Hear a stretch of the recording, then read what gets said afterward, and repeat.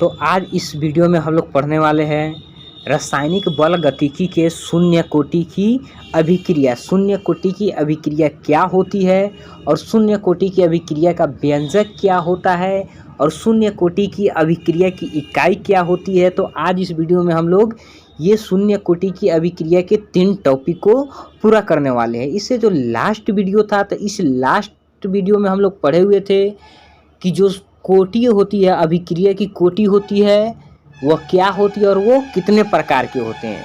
और आज की इस वीडियो में हम लोग पढ़ेंगे शून्य कोटि की अभिक्रिया, जीरो ऑर्डर ऑफ रिएक्शन। तो चलिए वीडियो को शुरू करते हैं।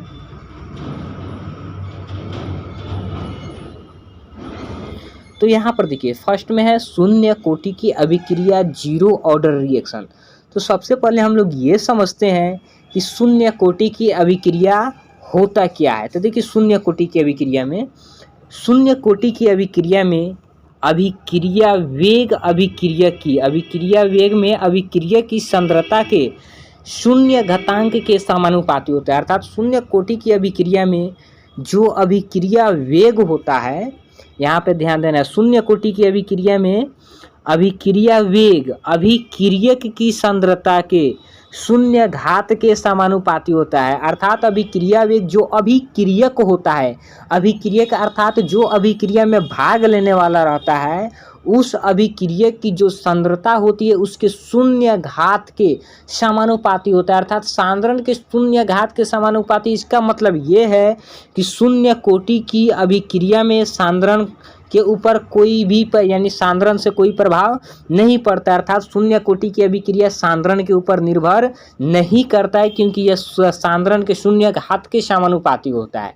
शून्य घात के समानुपाती का मतलब ये है कि शून्य कोटि की अभिक्रिया सांद्रण के ऊपर निर्भर नहीं करेगा, या इसको ऐसे भी कह सकते हैं, ऐसा अभिक्रिया जिसका वेग अभिक्रिया की सांद्रण पर निर्भर नहीं करती है। अर्थात शून्य घात की समानुपाती हो गया। इसका मतलब ये है कि अभिक्रिया का जो वेग है वह अभिक्रिया का वेग उसके सांद्रण के ऊपर निर्भर नहीं करेगा। तो यहाँ पे हम लोग ये समझ गए कि शून्य कोटि की अभिक्रिया क्या है। तो शून्य कोटि की अभिक्रिया वो है जिसमें अभिक्रिया वेग अभिक्रियक के सांद्रण के शून्य घात के समानुपाती होता है, या ऐसी अभिक्रिया जिसका वेग अभिक्रिया के सांद्रण पर निर्भर नहीं करती है, उसे शून्य कोटि अभिक्रिया कहते हैं। अब चलिए, अब नेक्स्ट देखते हैं शून्य कोटि की अभिक्रिया का बल गतिकी को। तो यहाँ पर देखिए, शून्य कोटि अभिक्रिया की बल गतिकी या शून्य कोटि अभिक्रिया का मान, या इसे हम लोग शून्य कोटि की अभिक्रिया का व्यंजक भी कहते हैं, वैल्यू या kinetics of zero order reaction. तो चलिए, इसके शून्य कोटि की अभिक्रिया के बल गतिकी के मान को निकालते हैं कि इसके बल गतिकी कितना होता है शून्य कोटि अभिक्रिया का। तो सबसे पहले हम लोग यहाँ पे एक अभिक्रिया पे बात करेंगे। यहाँ पर अभिक्रिया हमारा है जहाँ आर पी, अर्थात आर हमारा रिएक्टेंट है और पी हमारा प्रोडक्ट अर्थात उत्पाद है। तो ये आर से पी का निर्माण हो रहा है, यहाँ पे आर से पी का निर्माण हो रहा है। तो शून्य कोटि की अभिक्रिया में क्या होता है कि अभिक्रिया वेग जो यहाँ पर अभिकारक है, अभिकारक के सांद्रता के शून्य घात के समानुपाती होता है। ये जस्ट हम लोग पीछे देखे हैं शून्य कोटि की अभिक्रिया के डिफिनेशन में। तब यहाँ पर देखिए, अभिक्रिया वेग जो है वो अभिक्रिया वेग समानुपाती हो जाएगा आर, अर्थात इसके सांद्रण के शून्य घात के समानुपाती हो जाएगा। अब समानुपाती हटाते हैं तो हम लोग एक कांस्टेंट लगाते हैं। तो यहाँ पे हो जाएगा वेग बराबर, समानुपाती हटा तो यहाँ पे कांस्टेंट लगा दिए के, और यहाँ पे हो गया आर के पावर 0। और ये चीज़ हम लोग जानते हैं कि अगर किसी का भी पावर 0 हो तो उसका मान 1 होता है। तो यहाँ पर आर का जो घातांक है, आर का घात कितना है, 0 है। अर्थात आर का पावर 0 है तो आर के पावर 0 बराबर है, तो इसका मान कितना हो जाएगा, 1। ये चीज़ हम लोग को पता है कि अगर किसी का भी पावर 0 हो तो उसका मान हम लोग 1 लेते हैं। तो यहाँ पे आर के पावर 0 है तो यहाँ पे इसका मान हम लोग कितना लेंगे, 1 लेंगे। तो वेग बराबर के गुने 1 हो जाएगा, क्योंकि आर के पावर 0 है तो इसका मान 1 हो जाएगा। तो यहाँ पर जो वेग आ गया, वेग बराबर यहाँ पे हो गया के। तो यहाँ पर जो वेग बराबर के हो गया, ये वेग व्यंजक के अनुसार से वेग निकल गया। अब यहाँ पे अभिक्रिया का दर या वेग निकालते हैं। तो अभिक्रिया का वेग बराबर क्या होता है, अभिक्रिया का वेग बराबर होता है, अगर रिएक्टेंट के लिए निकालना है तो रिएक्टेंट में माइनस लगा करके लिखते हैं, और प्रोडक्ट के लिए लिखना है तो प्रोडक्ट में पी लगा के लिखते हैं। तो यहाँ पे कितना हो जाएगा, अभिक्रिया का वेग हो जाएगा minus D R by D T. यहाँ पे हो गया minus D R by D T हो गया, ये हमारा अभिकारक के लिए हो गया। अगर इसको हमको पी प्रोडक्ट के लिए लिखना होता तो यहाँ पे प्लस लगाते, और यहाँ पे डी पी बाई क्या हो जाता है हमारा डी टी हो जाता है। ये चीज़ हम लोग अभिक्रिया के दर की गणना कैसे करते हैं, ये चीज़ में हम लोग वहाँ पे ये चीज़ को हम लोग समझ लिए कि अभिक्रिया के दर कैसे निकाला जाता है। तो यहाँ पर हमारा अभिक्रिया का जो वेग है या दर, दोनों बातें के यहाँ पे निकल गया minus D R by D T. तब यहाँ पर देखिए अभिक्रिया का वेग निकालने के दो तरीके हैं हमारे पास, एक तो यहाँ पे वेग व्यंजक के अनुसार से, और एक यहाँ पे minus D R by D T के अनुसार से। तो दो तरीके से हम लोग वेग व्यंजक या वेग दर को निकालते हैं। तो यहाँ पे अब दोनों जो वे अभिक्रिया का वेग है, दोनों अभिक्रिया का वेग बराबर हो जाएगा। यहाँ पर एक जो अभिक्रिया का वेग है वो आया के, और एक यहाँ पर अभिक्रिया का वेग है वो आया हमारा minus D R by D T. तो यहाँ पर दोनों अभिक्रिया का वेग हमारा क्या हो जाएगा, बराबर हो जाएगा। यहाँ पर देखिए minus D R by D T और बराबर यहाँ पे हो जाएगा हमारा के, minus D R by D T minus D R by D T और बराबर यहाँ पे हो गया हमारा के। अब यहाँ पे जो डी टी है इसको हम लोग क्रॉस मल्टीप्लिकेशन करा देते हैं। तो यहाँ पे क्रॉस मल्टीप्लिकेशन करा देंगे तो यहाँ पे हो जाएगा माइनस डी आर बराबर यहाँ पे हो जाएगा के डी टी हो जाएगा, बराबर यहाँ पे हमारा हो गया के डी टी। अब यहाँ पे क्या करते हैं हम दोनों तरफ समाकलन करा देते हैं। यहाँ पे हम लोग क्या करते हैं दोनों तरफ समाकलन करा देते हैं। तो यहाँ पे जब दोनों तरफ समाकलन करने पर, अब यहाँ पे दोनों तरफ समाकलन करने पर, तो यहाँ पर देखिए जब दोनों तरफ समाकलन करेंगे माइनस डी आर बराबर के डी टी है, तो यहाँ पे हो जाएगा माइनस के माइनस रहेगा, समाकलन डी आर बराबर के डी टी, के कॉन्स्टेंट है इसको बाहर निकाल देंगे। तो यहाँ पे हम लोग को ये सूत्र पता है कि अगर सूत्र हम लोग को पता है अगर समाकलन डी एक्स हो तो डी एक्स का समाकलन होता है एक्स।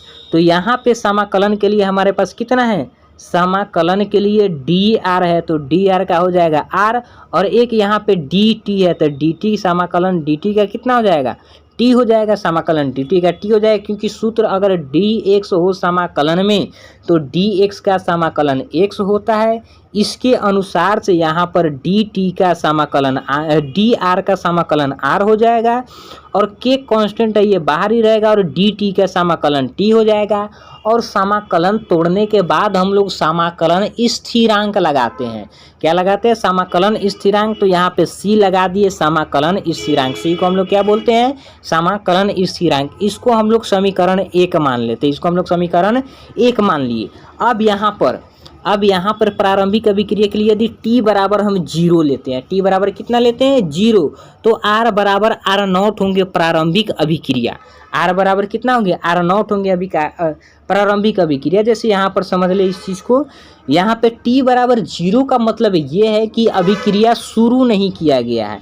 जैसे यहाँ पर हमारा आर और पी है, कितना है हमारा आर और पी है, तो टी बराबर जीरो पे, टी बराबर जीरो पे हम आर का सांद्रण मान लेते हैं यहाँ पे कितना है आर नॉट है, तो पी का सांद्रण हमारा कितना होगा जीरो होगा टी बराबर जीरो पर। क्योंकि टी बराबर जीरो है तो अभिक्रिया शुरू ही नहीं हुआ होगा, तो पी का उत्पादन हुआ ही नहीं होगा, तो पी का सांद्रण हमारा कितना होगा जीरो होगा। अगर टी बराबर टी पे लेते हैं, कुछ समय पर ले लेते हैं, तो आर नॉट का सांद्रण हम मान लेते हैं कितना है आर है, तो यहाँ पे पी का भी सांद्रण कुछ ना कुछ हो जाएगा, तो इसके सांद्रण को मान लेते हैं पी टी। लेकिन शून्य कोटि की अभिक्रिया में हम लोग को यहाँ पे प्रोडक्ट से हमको कोई मतलब नहीं है, रिएक्टेंट से ही लेना है। तो यहाँ पे अगर टी बराबर टी था जब कुछ समय था, तो वहाँ पे उसका सांद्रण कितना हम लोग माने थे आर माने हैं। अगर यहाँ पे टी बराबर जीरो लेते हैं तो आर किसके बराबर हो जाएगा आर नॉट के बराबर हो जाएगा। प्रारंभिक अभिक्रिया है, किस में हो जाएगा ये प्रारंभिक अभिक्रिया में, तो आर का मान कितना हो जाएगा आर नॉट हो जाएगा। अगर टी बराबर जीरो लेते हैं तो आर नॉट के बराबर हो जाएगा। तो वही चीज़ यहाँ पे यदि हम टी बराबर जीरो हो तो आर बराबर आर नॉट होंगे प्रारंभिक अभिक्रिया। इसका मतलब क्या है, प्रारंभिक अभिक्रिया जब अभिक्रिया शुरू नहीं किया गया हो तो तब यहाँ पे इस मान को हम लोग समीकरण 1 में रखते हैं। t बराबर 0 है तो t के जगह पे 0 रखेंगे और r के जगह पे r0 रखेंगे। तो यहाँ पर देखिए, यहाँ पर हम लोग देखेंगे, यहाँ पर देखिए, यहाँ पे r के जगह पे यहाँ पे r0 हो जाएगा और k यहाँ पे हो गया k और t का मान यहाँ पे लिए 0 तो t के जगह पे यहाँ पे हो जाएगा 0 और प्लस c है तो यहाँ पे प्लस c। अब यहाँ पे जब हम लोग कैलकुलेशन करेंगे तो माइनस r0 का r0 रहेगा, k में 0 से मल्टीप्लाई करेंगे तो ये हमारा 0 हो जाएगा और प्लस c। तो यहाँ से जो हमारा c का मान निकलेगा, यहाँ पर जो c का मान निकलेगा, ये हमारा c का मान किसके बराबर हो जाएगा, माइनस r0 के बराबर हो गया। तो यहाँ पे हम लोग c का मान निकाल लिए, c का मान कितना निकल गया, माइनस r0। तो c के मान को समीकरण 1 में रखने पर, तो c के मान को हम लोग कहाँ रखेंगे, समीकरण 1 में रखेंगे। तो यहाँ पर देखिए, अब c के मान को समीकरण 1 में रखेंगे तो यहाँ पे समीकरण 1 हमारा है माइनस r प्लस के टी प्लस सी। तो माइनस r बराबर के टी और यहाँ पे है प्लस सी। तो c का मान हमारा कितना आया है, c का मान आया है माइनस r0। तो यहाँ पे प्लस सी है तो यहाँ पे माइनस r0 रखेंगे तो यहाँ पे क्या हो जाएगा, के टी माइनस r0 हो जाएगा, के टी माइनस r0 हो जाएगा। तब यहाँ पे माइनस r बराबर के टी माइनस r0। अब ये माइनस r0 है तो r के तरफ लेकर के जाएंगे तो ये माइनस से हो जाएगा प्लस, तो ये हो जाएगा माइनस r प्लस r0 बराबर के टी। अब यहाँ पे के टी बराबर निकालेंगे तो यहाँ पर हमारा के टी बराबर कितना आ गया, के टी बराबर हमारा हो गया के टी बराबर r0 माइनस r। यहाँ पे हो गया r0 और माइनस हो गया r। अब यहाँ पे हमको k का मान निकालना है। शून्य कोटि की अभिक्रिया के लिए हम लोग किसका मान निकालेंगे, k का मान निकालेंगे। तो k का मान यहाँ पे निकल गया k बराबर r0 माइनस r बट्टा t, क्योंकि जो अभिक्रिया की कोटि होती है, यह अभिक्रिया की कोटि अभिक्रिया जो अभिक्रिया स्थिरांक होता है उसके ऊपर निर्भर करता है। तो यहाँ पे हम लोग अभिक्रिया स्थिरांक अर्थात k का मान निकालेंगे शून्य कोटि की अभिक्रिया के लिए। तो k बराबर यहाँ पे हमारा हो गया r0 माइनस r बट्टा t। तो यही हमारा हो गया शून्य कोटि अभिक्रिया का बल गतिकी। तो अगर कहीं शून्य कोटि की अभिक्रिया के लिए बल गतिकी का मान या व्यंजक निकालना है तो वहाँ पे हम लोग ये सूत्र का प्रयोग करते हैं, इस मान का प्रयोग करते हैं, जहां r0 हमारा प्रारंभिक अभिक्रिया का सांद्रण है यानी प्रारंभिक सांद्रण है और r जो है यहाँ पे ये अभिक्रिया के सांद्रण है। कब, जब अभिक्रिया शुरू हुआ है तब अभिक्रिया के दौरान सांद्रण है। यहाँ पर जो r है हमारा ये अभिक्रिया के दौरान सांद्रण है और t हमारा है समय अंतराल है। तो यहाँ पे हम लोग शून्य कोटि की अभिक्रिया का बल गतिकी का मान निकाल लिए। अब चलिए शून्य कोटि की अभिक्रिया का अर्ध आयु निकालते हैं। शून्य कोटि की अभिक्रिया का अर्ध आयु का मान कितना होता है, तो उससे पहले हम लोग ये जान ले कि अर्ध आयु हाफ लाइफ होता क्या है, अर्ध आयु क्या होता है। तो यहाँ पर देखिए, किसी अभिक्रिया में, यहाँ पर ध्यान से समझिएगा इसको, किसी अभिक्रिया में अभिक्रिया के आरंभिक सांद्रता के 50% होने में जितना समय लगता है उसे अर्ध आयु कहते हैं। अर्थात कोई भी अभिक्रिया या कोई भी काम होता है अगर उसे पूरा करना है तो 100% जाता है। तो उस 100% के लिए आधा का मतलब कितना हो गया, 50%। तो अगर कोई काम या यहाँ पे हम लोग अभिक्रिया से देखेंगे, अभिक्रिया के व्यू से पढ़ रहे हैं, तो कोई अगर अभिक्रिया आधा होता है तो उसे हम लोग क्या कहेंगे, 50% कहेंगे। तो उस अभिक्रिया के 50% होने में अर्थात आधा होने में जितना समय लगेगा उसको हम लोग अर्ध आयु कहते हैं। उसे क्या कहेंगे, हम लोग अर्ध आयु कहेंगे। अर्थात अभिक्रिया के 50% अर्थात आधा होने में जितना समय लगता है उसे ही हम लोग अर्ध आयु कहते हैं। और यहाँ पे जो अर्ध आयु होता है उसे हम लोग T1/T से निरूपित करते हैं, T1/2 से निरूपित करते हैं। तब यहाँ पे चलिए इसका मान निकालते हैं शून्य कोटि की अभिक्रिया के अर्ध आयु। तो यहाँ पे देखिए, हम जानते हैं शून्य कोटि अभिक्रिया से, शून्य कोटि अभिक्रिया से हम जानते हैं, अभी निकाले हैं यहाँ पे k बराबर r0 माइनस r बट्टा t। तब यहाँ पे अर्ध आयु निकालना है अर्थात t बराबर T1/2 होगा, अर्थात समय आधा होगा अर्ध आयु के लिए। तो r बराबर कितने होंगे, तो r बराबर यहाँ पे r0/2 होंगे। अगर t बराबर T1/2 अगर समय आधा है तो वह अभिक्रिया r बराबर कितने होंगे, r0/2। जहाँ यहाँ पे क्या है हमारा, जहाँ यहाँ पे r0 हमारा प्रारंभिक अभिक्रिया, जैसे यहाँ पे हम अभिक्रिया यहाँ पे r और p अभी हम लोग इसको समझे हुए थे। तो यहाँ पे अभिक्रिया ये R0 है कब, t बराबर 0 पे, और यहाँ पे T1/2 पे जो अभिक्रिया है ये हमारा कितना है, R है। तो ये जो R होगा किसके बराबर होगा, R0 के, अर्थात जब समय आधा है तो अभिक्रिया पूर्ण तो हुआ नहीं होगा, आधा हुआ होगा, और ये R का जो मान होगा वह कितना होगा, R का मान R0/2, अर्थात जो प्रारंभिक सांद्रता है उसके आधा तक मान आधा तक हो गया है, अभिक्रिया अभी आधा बाकी है। जैसे यहाँ पे हम लोग समझने के लिए ले लेते हैं, यहाँ पे समझने के लिए हम लोग लेते हैं, जैसे यहाँ पे देखिए, यहाँ पे हम लोग ले लेते हैं, यहाँ पे 10 kg है, 10 kg यानी साधारण जो भी हो, यहाँ पे हम लोग 10 kg, यहाँ पे हम कोई चीज़ ले लेते हैं, कोई सब्सटेंस ले लेते हैं, इसको पूरा कराना है, और पूरा कराने के लिए हम लोग अभी इसको आधा किए हैं। आधा का मतलब क्या है, 10 kg में 5 kg हो गया है, 10 kg में कितना खत्म हो गया, आधा का मतलब 5 kg हो गया है, अर्थात ये 5 kg किसके बराबर होगा, 10/2 के बराबर होगा ये 5 kg। ये 5 kg जो है ये 10/2 के बराबर होगा, अर्थात यहाँ पर जो हमारा R है T1/2 पे, तो ये R प्रारंभिक सांद्रण R0 के कितना के बराबर होगा, R0 के आधा के बराबर होगा, अर्थात R बराबर क्या हो जाएगा, R0/2। ये चीज़ को ध्यान से आप लोग समझ लेंगे, R बराबर R0/2। तो यहाँ पे जब T बराबर T1/2 होंगे तो R बराबर R0/2 होंगे। अब इस मान को हम लोग यहाँ पे रखते हैं, अब इस मान को हम लोग वहाँ पे रखते हैं, तो यहाँ पे देखिए K बराबर R0 माइनस, तो यहाँ पे R के जगह पे R0/2 हो जाएंगे, R0/2 हो जाएंगे, और सबके बट्टा में T है तो सबके बट्टा में T है, तो T के जगह पे मान कितना रखना है, T1/2 रखना है, तो यहाँ पे T1/2 हो गया। अब यहाँ पे इसको हम लोग बटा पर के जोड़ कर लेते हैं, यहाँ पर ये जो है इसको बटा पर के जोड़ कर लेते हैं, तब बटा पर के जोड़ यहाँ पे करेंगे तो इतना हमारा मान आ जाएगा, बट्टा पर के जोड़ करेंगे तो यहाँ पे हो जाएगा 2 R0 माइनस R0 बट्टा 2, और सबके बट्टा में T1/2।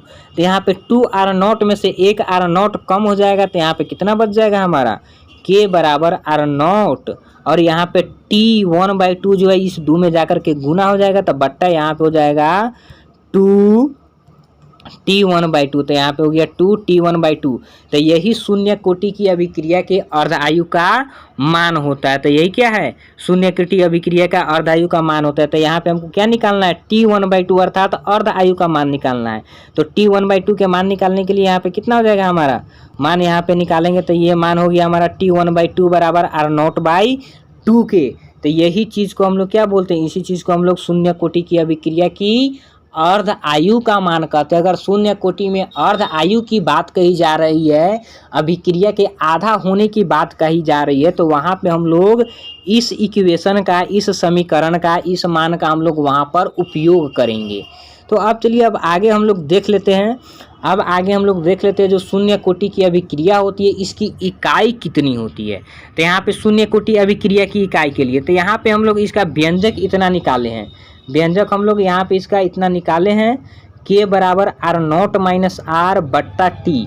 यह शून्य कोटि की अभिक्रिया का बल गतिकी है या मान है या व्यंजक इसे कह सकते हैं। तब यहाँ पे जो R0 माइनस R है ये हमारा क्या है, सांद्रण परिवर्तन है। किसका, अभिक्रियक का सांद्रण में परिवर्तन है, और बटा ये T क्या है हमारा, समय है।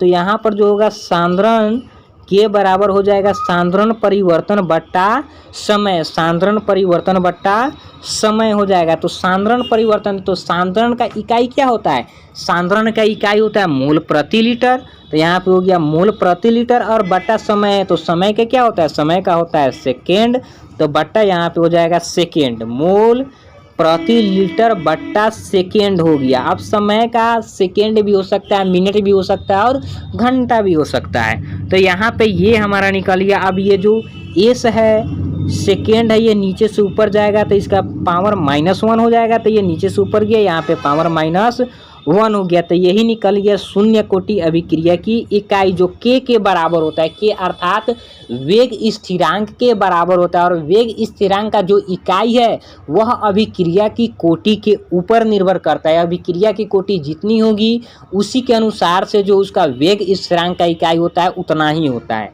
तो यहाँ पे शून्य कोटि की अभिक्रिया की जो वेग स्थिरांक होती है, इसकी इकाई जो होती है वो होता है मोल प्रति लीटर प्रति सेकेंड। तो शून्य कोटि की अभिक्रिया की इकाई भी हम लोग निकाल लिए कि शून्य कोटि अभिक्रिया की इकाई कितनी होती है। तो आई होप कि आपको शून्य कोटि की अभिक्रिया समझ में आ गया होगा कि शून्य कोटि की अभिक्रिया के व्यंजक कैसे निकालते हैं, इसका अर्धायु का मान कितना होता है और इसकी इकाई क्या होती है। तो चलिए आज के लिए इस वीडियो में इतना ही। तो चलिए फिर मिलते हैं नेक्स्ट वीडियो में। अगर आप हमारे चैनल पर नए हैं तो चैनल को सब्सक्राइब कर लीजिएगा। तो चलिए फिर मिलते हैं नेक्स्ट वीडियो में।